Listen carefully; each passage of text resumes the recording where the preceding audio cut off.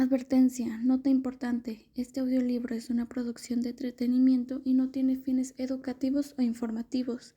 Estoy mejorando mis habilidades de narración y dicción, por lo que agradezco su paciencia y comprensión.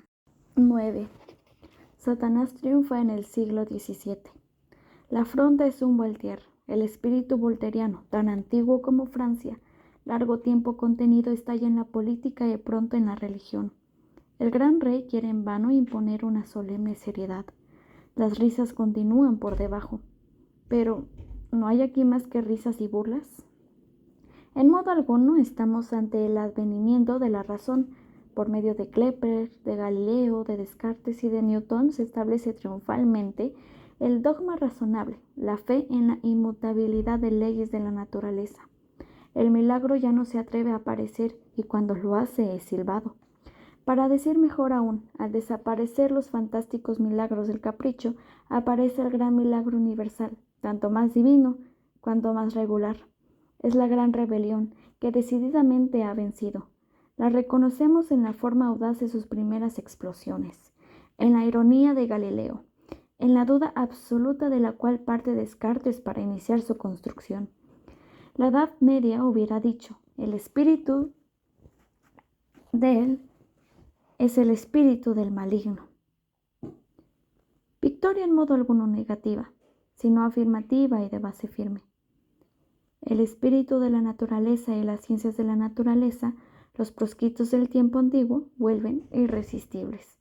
Es la realidad, la substancia misma que viene a expulsar las sombras vanas. Locamente se había dicho, el gran pan ha muerto. Después, al ver que todavía vivía, se lo había convertido en Dios del alma. A través del caos era posible engañarse, pero ahora apareció vivo y viviendo armoniosamente en la sublime fijeza de las leyes que dirigen la estrella y de igual modo el profundo misterio de la vida. De esta época se puede decir dos cosas que no son contradictorias. El espíritu de Satanás ha vencido, pero se ha terminado con la brujería. Toda la taumaturgia, diabólica o sagrada, está ya muy enferma. Brujos, teólogos son igualmente impotentes.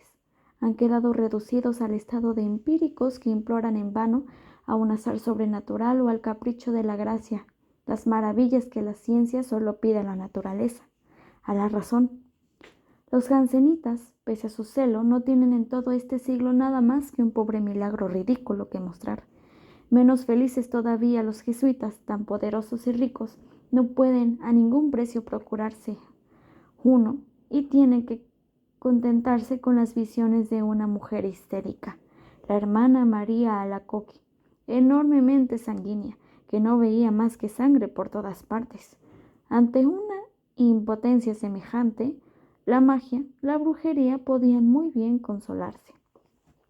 Notemos que en esta decadencia de la fe en lo sobrenatural, la una sigue a la otra. Ambas estaban ligadas en la imaginación, en el terror de la Edad Media, y siguen todavía ligadas en la risa y el desdén. Cuando Molière se ríe del diablo y de las calderas hirvientes, el clero se inquieta profundamente, siente que la fe en el paraíso disminuye por igual. Un gobierno enteramente laico, el de Glan Colbert, que fue por gran tiempo el verdadero rey, no ocultaba su desprecio por aquellos viejos asuntos. Vació las cárceles de brujos, amontonados todavía en prisiones por el Parlamento de Rouen. Prohibió a los tribunales admitir la acusación de brujería. 1672. Este Parlamento proclamó e hizo comprender claramente que, al negar la brujería, se comprometían muchas otras cosas.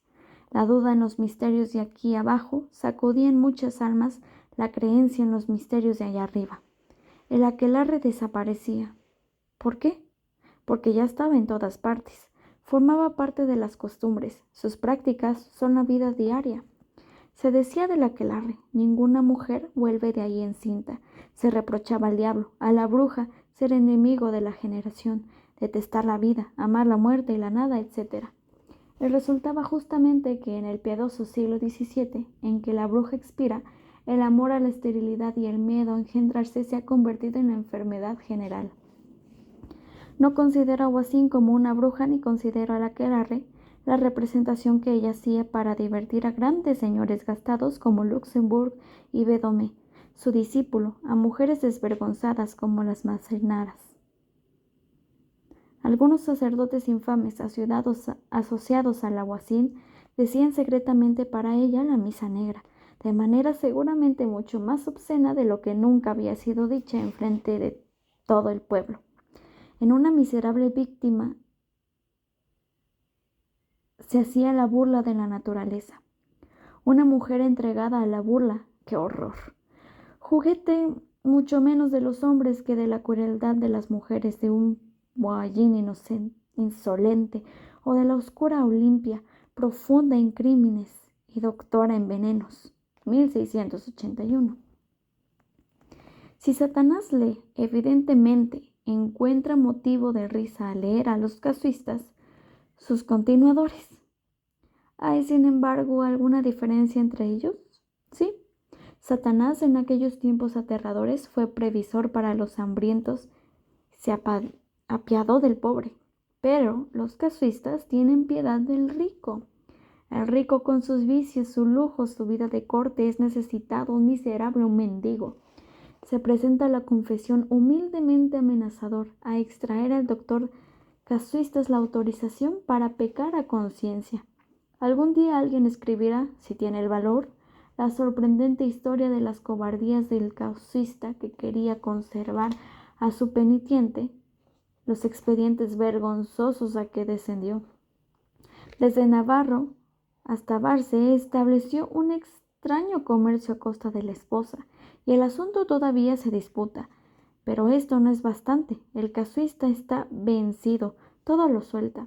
Desde Socoli a Ligubri, 1670-1770, ya no defiende a la naturaleza. El diablo, como se sabe, tenía dos caras en el aquelarre. Una arrimaba, amenazadora, otra burlesca en el trasero. Hoy en día, cuando ya nada tiene que hacer, ha regalado esta última al casuista. Lo que más debía divertir a Satanás es que sus fieles se encuentran ahora entre las gentes honestas, los matrimonios serios, regidos por la Iglesia. La esterilidad va en aumento en el siglo XVII, especialmente entre las familias formales, regimentadas según estricta medida del confesionario. Veamos, por ejemplo, a los jansenistas, sigamos a los Arnaud, veamos cómo se ha ido reduciendo esta familia. Primero 20 hijos, después 15, después 5, finalmente ninguno. Esta raza enérgica, emparentada con los valientes Colbert, ¿se acabó acaso por la enervación? No, se reduce poco a poco para que el mayorazgo sea rico, para crear un gran señor y un ministro. Llega y muere a causa de su ambición prudencia, seguramente autorizada. La mujer del mundo, que eleva su casa por medio del gran recurso de aquellos tiempos, el adulterio lucrativo, se ríe de la prudencia y sigue audazmente a la naturaleza. Pero la familia devota no sigue más que a su jesuita. Para concentrar las fortunas, para dejar un hijo rico, entra en los senderos oblicuos de la nueva espiritualidad, en la sombra y en el secreto. La mujer más orgullosa, de rodillas en el reclinatorio, se ignora a sí misma, se olvida, se ausenta, sigue la lección de Molinos. Estamos aquí abajo para sufrir. Pero la indiferencia piadosa a la larga endulza todo, lo adormece, se obtiene la nada. ¿La muerte acaso? No exactamente. Sin mezclarse, sin responder a las cosas, se tiene el eco de estas. Vago y dulce, es como un azar de la gracia, suave y penetrante, que nunca es más intenso que las humillaciones en que se eclipsa la voluntad. Profundidades exquisitas. Pobre Satanás, ¿cómo te han sobrepasado? Humíllate, admira y reconoce a tus hijos. Los médicos, que son realmente los hijos legítimos del diablo, que nacieron del empirismo popular llamado brujería, que son los herederos favoritos a quienes el diablo entregó el más elevado patrimonio, ya no se acuerdan bastantes, ya son ingratos con la bruja que los preparó. Hacen aún más. A aquel rey caído, a su padre y al autor, le infligen golpes de látigo, tu quoque fili mi, y dan armas crueles contra el diablo a los burlones. Ya los médicos del siglo XVI se habían reído del espíritu que desde tiempos inmemoriales, pasando por las adivinas, por las brujas, habían agitado e hinchado a las mujeres. Sostenían que este espíritu no era diablo ni Dios, sino, como se decía en la Edad Media, el príncipe del aire. Convertían a Satanás en una enfermedad. La posesión no será más que el efecto de la vida en cautividad, sentada, de la vida seca, tensa en los claustros.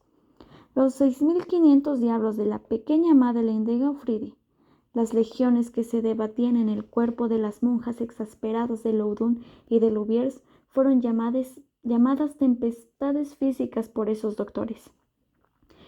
Si Eolo hace temblar la tierra, dice Evelyn, ¿no puede acaso hacer temblar el cuerpo de una muchacha? El cirujano que atendió a Lacadier, caso que veremos luego, dice fríamente, no se trata más que de una sofocación de la matriz. Extraña decadencia. ¿Acaso el terror de la Edad Media vencido, desorientado ante los más simples remedios, los exorcismos a Molière, va a huir y desvanecerse? Sería reducir la cuestión. Satanás es otra cosa. Los médicos no han visto lo alto ni lo bajo, ni su elevada rebelión en la ciencia, ni los extraños compromisos de intriga devota y de impureza que el diablo realizó hacia 1700, uniendo a Priapo con Tartufo. Se cree conocer al siglo XVIII y jamás se ha visto una cosa esencial que lo caracteriza. Cuanto más civilizadas, esclarecidas, inundadas de luz eran sus capas superiores, su superficie más hermética se cerraba por debajo la vasta región del mundo eclesiástico, del convento, de las mujeres crédulas, enfermizas y dispuestas a creerlo todo. A la espera de Cagliostro, de Mesmer y de los magnetizadores que aparecían hacia el fin del siglo, numerosos sacerdotes explotaron la difunta brujería. No hablaban más que de hechizos, provocaban el terror, se encargaban luego de expulsar a los demonios por medio de exorcismos indecentes. Aparecieron muchos brujos que ya se sabían que arriesgaban poco, que nadie iba a ser quemado. La dulzura de la época los protegía, también la tolerancia que predicaban sus enemigos, los filósofos, y la ligereza de los grandes burlones que creían terminar con todo si se reían. Y es precisamente porque se reía que esos tenebrosos maquinadores prosiguen su camino sin miedo. El espíritu nuevo es el espíritu del regente, escéptico e indulgente. Este espíritu estalla en las letras persanes, estalla en todas partes, en el poderoso periodista que llena el siglo, Voltaire. Si la sangre humana corre, su corazón entero se subleva. Por lo demás se ríe. Poco a poco, la máxima del público mundano parece ser no castigar nada, reír de todo. La tolerancia permite al cardenal Tenzin ser públicamente el marido de su hermana. La tolerancia asegura a los dueños de los conventos una posesión tranquila de las religiones hasta llegar a declarar los embarazos y constatar legalmente los nacimientos. Por ejemplo, el noble capítulo de los canónigos de Pigna, que tuvo el honor de ser representado en los estados de Provenza, no abandonó por ello la pública posesión de las religiosas del país. Había 16 canónigos. El preboste en un solo año recibió de las monjas 16 declaraciones de embarazo. Esta publicidad tenía de bueno que acababa con el crimen monástico, el infanticidio. Las religiosas sometidas a lo que consideraban una carga de su estado, a costa de una pequeña vergüenza, eran humanas y buenas madres. Salvaron por lo menos a sus hijos. Las monjas de Pignan les dieron nodrizas campesinas, que los adoptaran, los utilizaron, los criaron junto con sus propios hijos. Así muchos agricultores del lugar son conocidos, todavía hoy, como descendientes de la nobleza eclesiástica de Provenza. El galante jesuita Caubrigny, ídolo de los conventos de provincia, expía sus aventuras con un llamado a París, es decir, con una promoción. No fue otro el castigo del famoso jesuita Guigrard.